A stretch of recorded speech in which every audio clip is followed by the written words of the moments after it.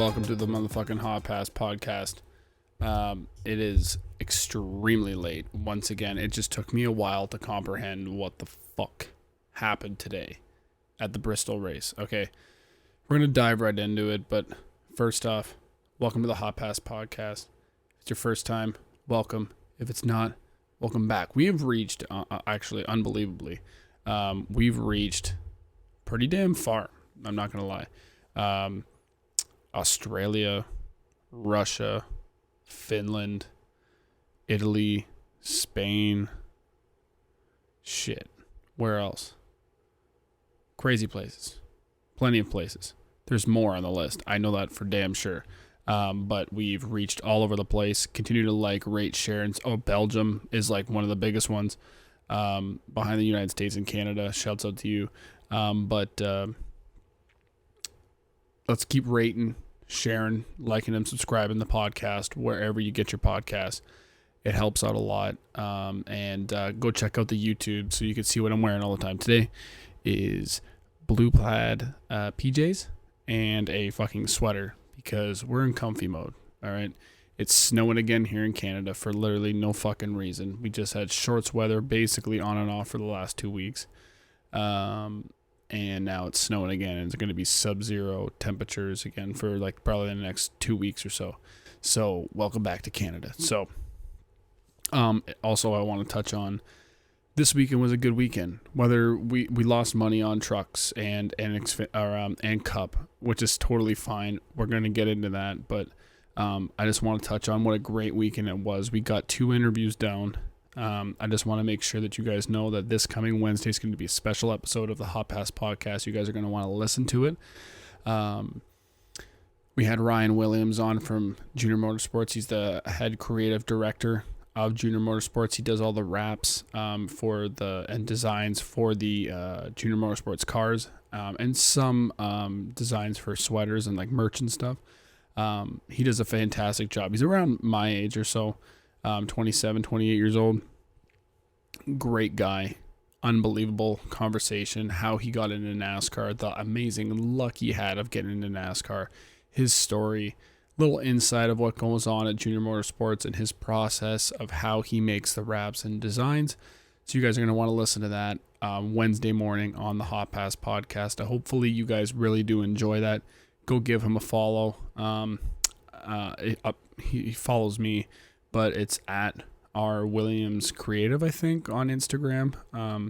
Something along those lines. If you look at Ryan Williams, or just go to Junior Motorsports and go who they're following, and type in Ryan Williams, it's gonna come up. Lots of talent, unbelievable. Also, I'm filling this. I guess it's technically Monday now, but it's past midnight. But Sunday around noon, we also recorded the podcast interview for Kyle Steckley. If you guys don't know Kyle Steckley, you guys are going to hear all about him. It's a shorter podcast. It's about 25 minutes or so. But that's going to come out on next Wednesday. So that'll come out. Let me double check. So this Wednesday is the 20th. That's going to be Ryan Williams, Junior Motorsports. It's going to come out, and the 27th is the episode with Kyle Steckley is going to come out. Those are 2 special interviews of the HOT PASS podcast are going to be coming out back-to-back Wednesdays. But I'm just really excited for those. Kyle Steckley is a great kid. We'll go into depth, obviously, in that interview, but just an overview of it. He's a short track racer or whatever from Canada. He's got a great signing with Rhett Jones Racing down in the States, and he's got a long list of racing, but I don't want to give too much away. Go give him a follow at Kyle Steckley. Big talent coming out of Canada. His dad's a 4-time NASCAR Canadian champion. So, great interview. Great kid. Give him a follow. But let's get into what happened this past weekend. That's why I'm assuming you're all here. Or, also the fan's really high because it's hotter than motherfucker in here, okay? But you guys are here to listen to some NASCAR stuff and my goofy ass. So let's get into it. I don't know what to say. Okay. I felt so confident going in with betting, and it all kind of fell apart immediately. I was really scared. Practice and qualifying went well for trucks, and I was really excited to see Bristol have concrete back in the spring. And trucks practice and qualifying went well. I'm all happy. I'm excited, And then all of a sudden, Cup goes out there. And, Group A goes out, and they've got the rosin or whatever, resin, on the bottom line of the track. And everything looks fine. And then all of a sudden, Group B goes out. They get 2 laps, and then Ty Gibbs, he fucking gets into the wall a little bit, causes a red flag. And then they decide to go green again in practice. And it's like now, my whole entire life, I've been playing hockey. And I know what it's like to shoot around, to slide around on some ice. Okay. Played hockey my whole life. Also, drive my car around on ice all fucking winter. For the people in the South that done the fucking ice, that's when water freezes, okay? And it's slippery. That's what they look like. I'm making it sound like you guys are idiots. Like you don't have a freezer in your kitchen, okay?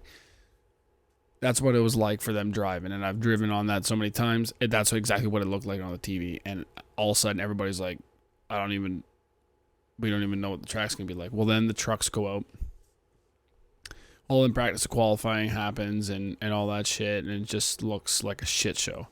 So then the trucks go out, and obviously they're going to run away all the resin as well from them running on it, and then Cup comes. Now, let's just talk about real quick. Ty Majeski is officially dead to us. How about that? How do you... That felt guaranteed all the way to the point that he wrecked himself going into stage 3.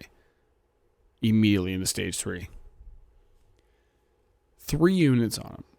Now, this podcast isn't always going to be about betting, all right? And not everything's going to be about betting, but I got to touch on it, right?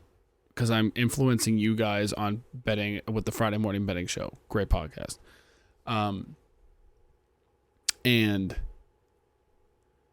Ty Majeski was a lock.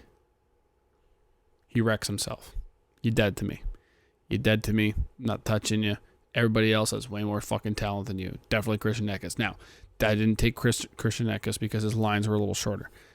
I think he's got a lot of talent. He won me a lot of money last year. Okay? So, not hating on Christian Eckes at all. Great driver. Deserved that win. 1,000%. But, Ty Majeski, you're a cheater. You're bad. And I'm not betting on you anymore. Thank you very much. Go fuck yourself.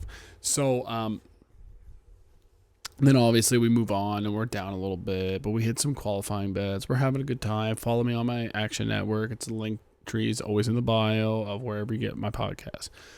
So,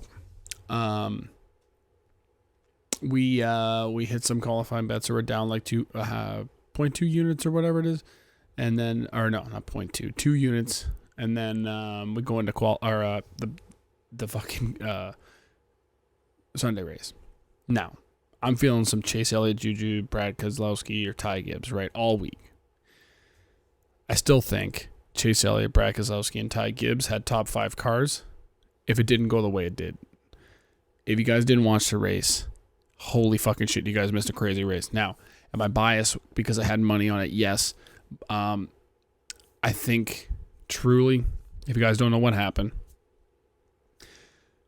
let's just say the rubber didn't hold, or the rubber didn't get laid down on the track, so we get the high line going. Tires were falling off, and I watched an interview of Ryan Blaney, but I'll talk about it in a second. If you guys didn't watch it, the tires were fucking falling apart. After 50 laps, guys were riding around on hockey pucks, as Kyle Busch said it. I think in the truck race, it felt like he was driving around on hockey pucks on ice. And it looked terrible. I mean, it was fun as fuck to watch. Let me tell you, I can't imagine driving in it, but it's terrible when 50 laps go by and people are blowing tires. That's not supposed to fucking happen. Now, Some people maybe like it was a great race. It was a good race. It was fun. It was exciting. I go, that's what we want. We don't want an F1 product. 1,000%. I do not want a Bristol of us just riding around in circles and nobody can pass. So 1,000%, I'm in that boat where it was fucking fun as hell. Did I lose money? Yeah. But it was a great race to watch because the whole time I'm sitting there like, I don't even know who. In the morning, I sat down with the girlfriend and I went, I don't even know who's going to win today because I'm really worried about the way they were qualifying or practice and qualifying happened. All right, I just feel like those are the three guys. I'm going to go hard on them. And if they don't hit, they don't hit. Whatever, I lose money. It's going to be chaos. And it ended up being fucking chaos. How about that? Shocker. Give a clap for Eric for predicting, the future. So I'm sitting there and trying to watch the race, and I'm just like, okay, well, I am officially just deciding that I'm losing money today because I have no idea what the fuck's going on in every 50 laps. You just hit this threshold, like they could not make it over 50 laps, even coming up to 50 laps. It was like 45, 46 laps. Tires were done. And every time somebody would spin out or whatever, and it would just come down to pits. And a lot of guys had good solid pits. A couple guys had issues or whatever. Bubba fell back at one point, and I don't know what the fuck happened to Chase. But a lot of guys had good solid pits. Truex, Denny Hamlin, Ty Gibbs had a pit issue at one point, but he just drove through the field like he was a smart man for doing that as well. And Brad Keselowski, Truex, Hamlin, and Brad were out in the top 10 all fucking day, and I was like, one of these three guys, and possibly Ty Gibbs, is going to win the race. And obviously that happened. It was probably going to be, I would say it was going to be Ty Gibbs, but he blew a tire late on that late run or whatever in the third stage after they did their final pits. I got to say, though, I love NASCAR. It was very exciting to watch, but I do got to say, I tweeted this out on X. Posted on X, whatever. You know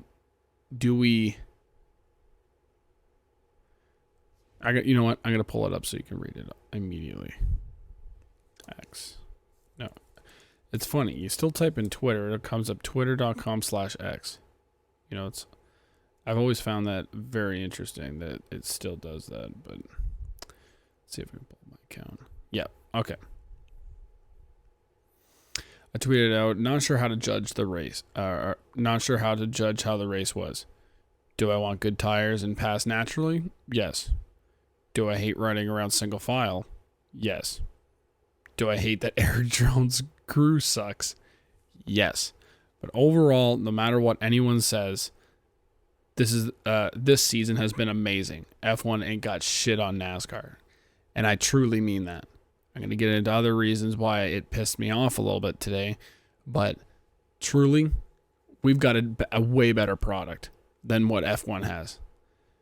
I'm hoping that when the ratings come out tomorrow or on Tuesday, Monday or Tuesday, because you guys are going to be listening to this on Monday, I hope that the numbers are through the roof and people continuously watch it, because we have COTA, which is the road course in Austin, Texas next week, and that's going to be a shit show on the. If you guys haven't seen that, go watch highlights. The turn 1 is chaos. So that'll be very interesting, and so we're just going to get more chaos, but at the same time, you're going to be able to show now that we also got a product on road courses. The package kind of sucks, but we're going to find out how that goes. The last two races there have been insane, unbelievable, in my personal opinion. So I'm very excited. NASCAR has been on a heater. If you start with Daytona kind of ending under a yellow flag kind of fucking sucks. But great race there. Then we had, Atlanta. I was there, 3 wide finish, unbelievable. Then Las Vegas, I was there. It was a good, solid race coming right down to the end. Great 1.5 miles, just showing that we have still, once again, that package is just unbelievable on 1.5 miles. And then we had Phoenix, which was okay. I wouldn't say it was boring. Definitely some strategy plays, and Christopher Bell just driving through the field was unbelievable to see. Definitely wouldn't say it was a snooze fest. I thought it was actually a pretty good race for a short track, and for a good race for Phoenix, because Phoenix has been notoriously bad. And then Bristol was just absolute fucking chaos. Now, as a NASCAR fan, I love strategy races. I love seeing the guys like Brad Keselowski, Martin Truex Jr., Denny Hamlin, the guys that are old dogs that finish 1, 2, 3, that know how to conserve tires.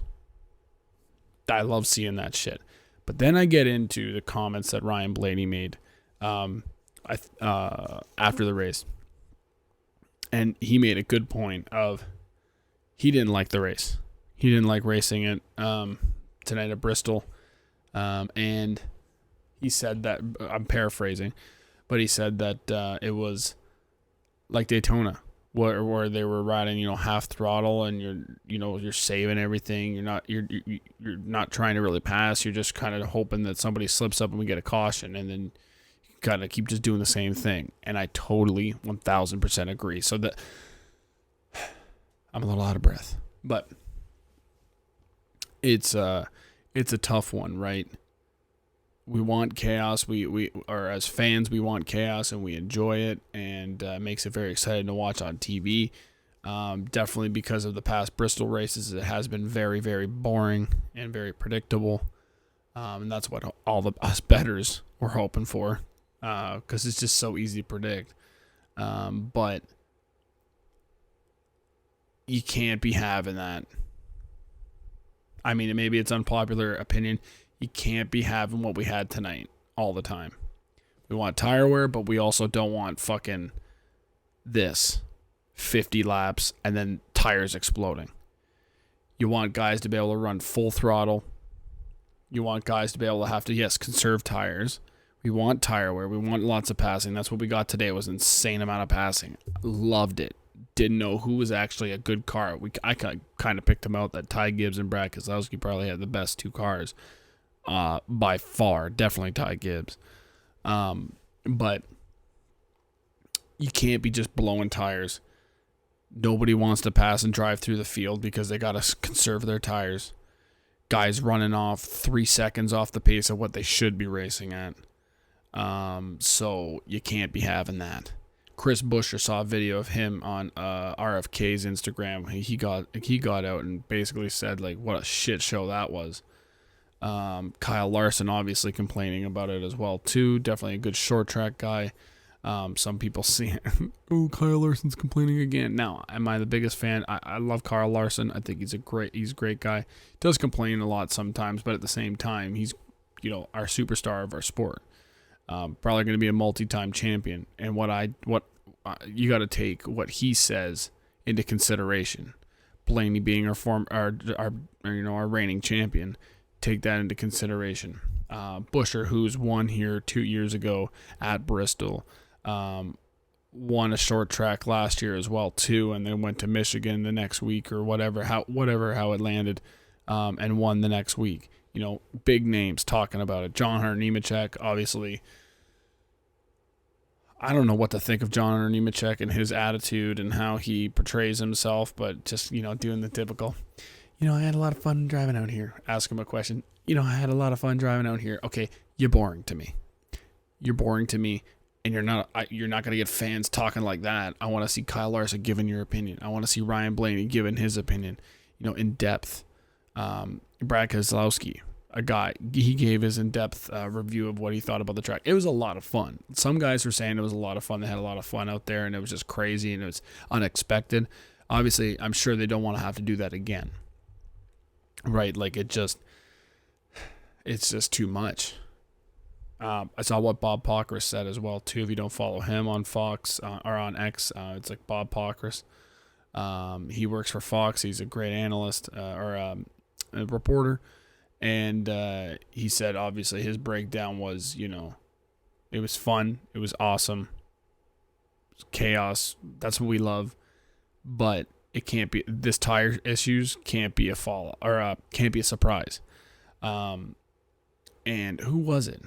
Blaney said about the tires, like they said that they didn't bring new tires, and he goes, that's a load of bullshit. They didn't bring a new tire, and I totally agree. Goodyear's backing up themselves, right? Kind of all over the place, but like just kind of ranting. It's been a lot trying to sit here after the race and trying to comprehend what I watched, and I'm just trying to, also watch the players today too, and I had Wyndham Clark to win, and that lip out was insane. So it's just been a lot today, all right? You can't have them getting surprised like that. Now, if we can be able to plan, get more sets of tires and just plan what each team is going to have to do and how they're going to have to drive and set up the cars with a tire like that, sure. But there is no way you're telling me that that's not a new tire. I guarantee they brought a new tire here, and it just fucking... Because if they had the same tire as last year, let me tell you, you wouldn't be having these issues probably. There's no way that they put that... I don't know. I'm just assuming. There's no way you put that resin down and then all of a sudden tires were just fucking exploding and shredding apart. There is no fucking way. Have I driven in it? No. But there's no fucking way. I think it made it more slick. That's for sure. But there's no way that this tire... Like, they just went with a super soft tire. And it just fucking fell apart after a bunch of laps. I'm sure with the resin it didn't help with that soft compound of a tire. But holy shit, they went way too soft. So now I think I heard as well that they're going to have a test in the summertime at Bristol, obviously because we have a fucking playoff race at fucking Bristol. So we better get this shit figured out. But, overall for the race, it was just fun. Yeah, I lost money, but I have to say it was a lot of fun to watch. NASCAR, I'm just so happy of pretty much where it's at for the most part. Obviously, we have stuff on the road courses with our packages to figure out in short track racing as well. But man, these first 5 weeks have just been awesome. I mean, if you're still sitting at home going F1's better, then you, sir or ma'am, need to fucking go to an insane asylum and lock yourself in and then just watch those cars drive for the rest of your life and watch Max Verstappen win over and over and over again. If you think that fucking NASCAR is still dog shit, you're nuts. Also, we got to talk about the viewership numbers. I didn't talk about it because we had the Friday morning betting show. The viewership numbers are up. We love to see it, whether it's on Fox or just in general. The broadcasting numbers are up. People are watching NASCAR. I got so many friends that have been watching NASCAR now, and they're loving every second of it. They've got plans to go to a race at some point this year. Let's keep it going. Keep listening to the Hot Pass podcast and going to races. It's honestly one of the greatest sports. I mean, I can't get over it enough. I'm excited. I wish they were filming this whole fucking thing for Netflix, the whole season. It's a lot of money though. It's a long season as well. You have to film from February to November would be literally, I can't even imagine the editing. I mean, it would be a lot of episodes, and maybe I'm just needy. Maybe I just want all the Netflix stuff. I just want to see them edit everything. I can't imagine that 3-wide finish at Atlanta and Netflix. That shit would go viral. It already did go viral, but it would go viral again, baby. But you never know. Maybe that'll get pulled over to Bristol and the... I mean, God, I hope not, but maybe it'll be the same thing as Bristol in the playoff race, and we're going to have some fucking shit for Netflix, aren't we? If we have the same race there, oh my! I can't even imagine. I can't even imagine. It's gonna be amazing. The editing on that Netflix is gonna do is gonna go great. Honestly, I don't have much else to talk about. It's a very short podcast. It's just been a long day. I hope you guys. If you guys didn't follow my bets, hopefully you guys watched the race and enjoyed it. If you did, we lost a little bit of money, but we continued to ride, and we go back next week at COTA and cash a bag. Okay. there's going to be ups and downs. There's going to be chaos like this. You can't predict this. If I knew that this was going to be the race, I would have told you guys and say, do not bet on it for your life of you. I even woke up on Sunday morning saying, was it Saturday morning or Saturday night? I said, I'm not betting anything or whatever because I have no idea what's going to happen. And I added a little bit of Eric Jones stuff, and I fucking lost it because Eric Jones' crew sucks. He was driving in the top 10 late in the race, and it was all going to hit because of all the chaos with the tires and no caution happening in the last 70 laps. It fucked us. But, it happens. And we come back to Dakota. Now, I'm going to give you guys an early pick, and he's probably going to be the favorite, is Tyler Reddick. Won there last year. Unbelievable. I'm very excited for it, man. I mean, I'm indifferent on stages being brought back or stage cautions being brought back at road courses, but I mean, it's going to jumble up that fucking field. Honestly, genuinely, if you guys have not seen a race at COTA, just go to the highlights on YouTube. Just type in COTA 2023 highlights, and you're going to see that first turn. It's like a hard fucking 90-degree turn, and they go like 5 or 6 wide around that bitch. Bro. If I can try and edit it into the YouTube video, I will. But it is fucking chaos, man.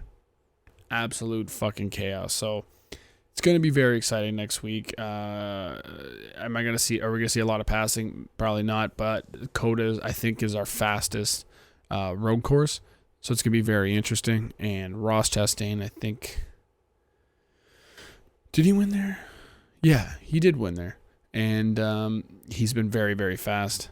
So, I mean, I wouldn't be shocked if Ross won again.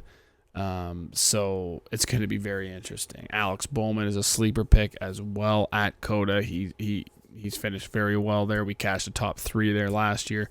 Actually, we cashed Tyler Reddick to win, Kyle Busch top 3, and Alex Bowman top 3. Now, did it go to triple overtime? Was I sweating a lot? Yeah, dude. But we predicted first, second, and third. Can we roll with that again? I hope so. I think Shane Van Gisbergen is also racing in that next week as well. And then was it Kobayashi? I'm going to fuck up his name. I don't have time to look it up, but he raced in the Charlotte Roval. I'm pretty sure it was the Charlotte Roval last year. No, it was Indianapolis Motor Speedway. Their Roval there. He raced there for the third 2311 car, and now he's coming back once again for 2311 in the 50. Beautiful Mobil 1 paint scheme. If you guys haven't seen that, go check that out on 2311's Instagram or X. Will he be a factor? No, I definitely don't think so. A lot of these ringers, other than your SVG, come in and they don't really do much. But SVG has proved to me now in Xfinity, if we get any sort of plus odds on him for, I don't even know what the odds are going to be for him at COTA. They're probably going to be terrible. If it's minus odds, like a minus 150 or something, minus 140, minus 130 is a stretch for a top 10. Don't take it. Wait. If it's plus money, take it top 10. Take it top 10. Even at not the Charlotte Roval, but Indy, because he raced at Indy. I think he had like a pit issue or something happened, and he would have finished in the top 10, or maybe he finished in the backside of the top 10. I can't remember, but like he's got talent, man. At this point, you put him in the Cup car, he's gonna drive well. I'm not gonna say he's gonna win, but I'm hammering a top 10, no fucking doubt. I think COTA's gonna be a lot of fun. Yeah, I don't really know what else to say. Is there anybody else joining in? We always get these like ringers, and I think it's going to come out throughout this week. So if you guys listen to the Friday morning betting show, you guys are going to know about that, definitely for sure. But as far as I know, I don't know anybody that's a ringer. Sometimes like Jensen Button comes in. I think he's a former F1 guy, if I'm not mistaken. Some of these IMSA guys come in or whatever too. It's going to be very interesting. We do have the trucks and Xfinity and Cup all happening next week. The trucks are like 1:30 Eastern on Saturday, and then 5 o'clock Eastern for Xfinity, and then Cup. Now, should I think about some early plays for you guys here if the lines open up? If you guys are still listening, we're about 30 minutes in. I thought I saw a number, whether it was Tyler Gray or Taylor Gray. I'm going to try and pull this up for you guys real quick. Let's see if I can do this just real quick. I want to pull up these numbers for Taylor Gray, or it's Tyler Ankrum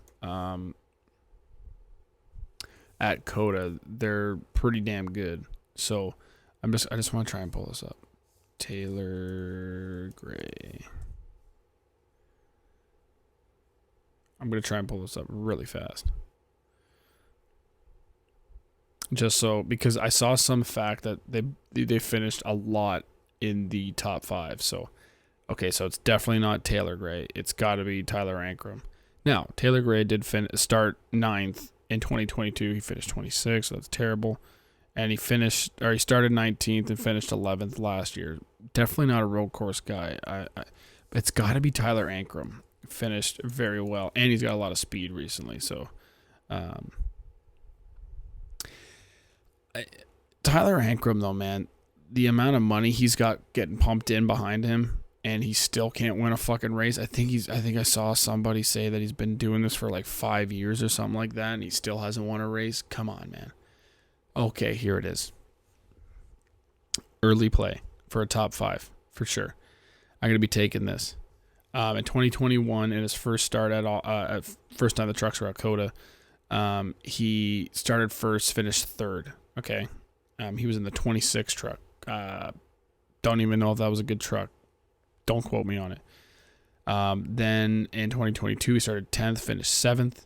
And then last year, he started 12th and finished 4th. And the trucks are better this year. So Tyler Ankrum, top 5. I'm taking it. I'm probably going to take him outright as well. Now, I got to wait to see if there's any fucking ringers coming in down from the Cup Series and racing here. There might be a guy from Hendrick coming down and racing in it, but I'm going to have to do more stats. But I really think that Tyler Ankrum's going to do very well. He finished in the top 5 last week at Bristol as well, which I did not see coming at all, because he's not a short track guy, and I don't think he's got the talent on the short tracks. But, I mean, he proved me wrong, and didn't I say, he's going to prove me wrong. Also, Sheldon Creed for the Xfinity Series.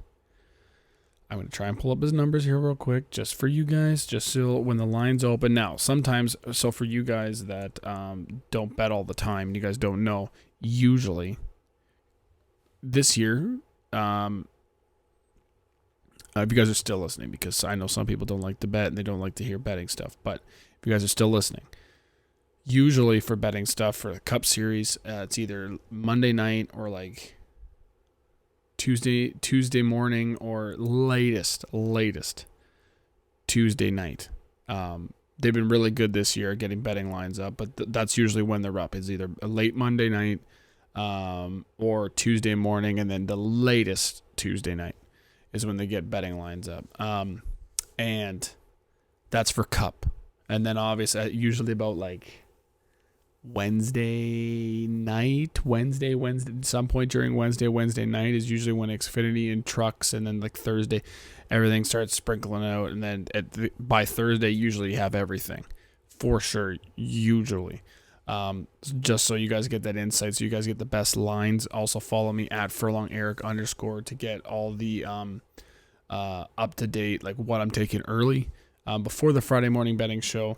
Okay, maybe Sheldon Creed's not the best here. He's finished top 10 both times. He started 6th, finished 10th in 2022, and then 2023 started 4th, finished 9th. But at the same time, like, Richard Childress doesn't always show up with, RCR doesn't really show up with the best cars all the time on road courses, but, and I don't want to say Sheldon Creed. Yeah, I'm going to pass on it. I'm trying to think for you guys real quick. Who would be a good one to give you guys really fast for Xfinity at COTA? I don't even know who's won there. I can't even remember who's genuinely won there. I'm really having a tough time thinking who would be. There it is. Came to my head. AJ fucking Allmendinger. That's the guy that wins there. AJ Allmendinger, I mean. Yeah, I feel like AJ Allmendinger is just going to be one of those guys. He's a road course guy. I feel like it's an auto bet. Now, when you guys see the lines come up, now that we've got this situated coming out of my brain, and it's fucking probably almost 1 a.m. Yeah, it's 12:59. So that's why it took so long to get a guy out of my head and out of my mouth for you guys. AJ and Allmendinger is going to be really terrible lines. So he's going to qualify really good. So wait. Okay, when you see those lines pop up, Tuesday night, Wednesday night, just wait. He's going to be one of the favorites for sure. And just wait, man. Even if he qualifies first, he's already going to be opening up as a crazy favorite. And I feel like at some point, you're going to have to bet him no matter what. Now, AJ Allmendinger was called very fast with AJ Allmendinger at road courses last year. No. So you never know, right? So if he slips up a little bit in qualifying, you're going to get better lines. So he's probably going to open up at like a plus 500 or plus 400. I ain't fucking taking that till after practice and qualifying. I want to see how fast that car is. And then also guys like this boost up the odds for other guys. Riley Herbst shows up on road courses sometimes. Sheldon Creed, obviously, too. But if he has troubles qualifying, and it seems like Sheldon Creed's had a bit of a tough time qualifying with this new car, you could get longer odds, and they can make adjustments, and you could you could hit big. So those are just a couple of guys that I'm thinking: Riley Herbst, Sheldon Creed, and AJ Allmendinger after practice and qualifying. Okay, so that's been the Hot Pass podcast. I hope you guys enjoyed it. Late night for me. My brain's kind of all over the place, but we're going. Bristol was crazy. I hope you guys watched it. I hope you guys enjoyed it. It was chaos. But we're going to COTA, probably the fastest. I think it's the fastest for the Cup, at least the Cup guys, road course in our whole schedule. It's going to be great. F1 drives there. So if you guys watch F1, you guys are a bunch of bums. You guys know this track. It's fast. It's fun. And having all 3 series there is always a damn good time. So, yeah, this has been the Hot Pass podcast. I hope you guys enjoy it. Don't forget about the Wednesday special episode with Ryan Williams from Junior Motorsports. Remember to like, rate, share, and subscribe to the podcast wherever you get your podcasts. And every single day, probably about a day later, is when I am going to get always the YouTube videos up for you guys. We always have the rendering and all that shit and editing to do for the podcast. So go watch it on YouTube, Hot Pass Podcast on YouTube. We need more subscribers and viewership over there as well. And you can see me in my PJs today. All right. I hope you guys have a great week. You're losing my mind. Hope you guys have a good week. You guys are going to hear that interview on Wednesday, and then you guys are going to hear from me for the Friday morning betting show for the Circuit of the Americas. For all 3 series on Friday morning at the Friday morning betting show. Have a great week. We'll talk to you guys then. We'll see you later. Peace.